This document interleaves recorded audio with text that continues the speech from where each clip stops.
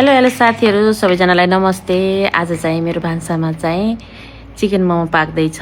Chicken मोमोको लागि मैले चाहिँ किमा तयार गर्दैछु साथीहरू। किमा चाहिँ आज मैले घरमै बनाउने भनेर बजारदेखि मासु किनेर ल्याएर अनि किमा तयार पारिरहेको छु साथीहरू।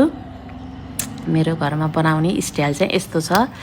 प्याजहरू हालेर धनियाहरू हल्का मसलाहरू हालेर बनाउने तयारीमा छु साथीहरू। अनि हजुरहरूले चाहिँ कसरी बनाउनुहुन्छ? मेरो चाहिँ बनाउने तरिका यस्तै नै छ। अनि मैले प्याजहरू काटेको थिएँ, प्याजहरू हालिरहेको छु साथीहरू। अनि मसलाहरू पनि तयार भुटेर अनि यता झानिराखेको छु मासुलाई, त्यो किमालाई। अनि त्यसपछि किमा तयार भयो भनेर हजुरहरूलाई देखाएको कस्तो छ। किमा चाहिँ तयार भयो कि भएन हेर्नु त साथीहरू। अब केही बेर यसलाई छोपेर राख्छु। त्यसपछि म यता चाहिँ पिठो तयार पार्दैछु। मैले चाहिँ मैदा अलिकति लिएर आएको थिएँ। मैदालाई मैले मिचेर बेसरी डल्लो बनाउने कोसिसमा छु।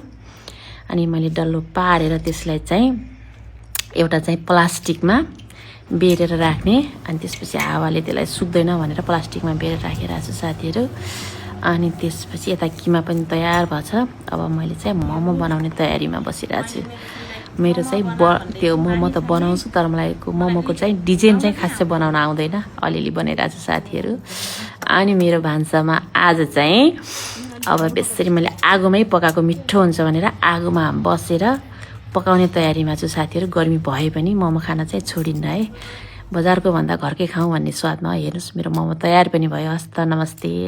हजुरलाई धेरै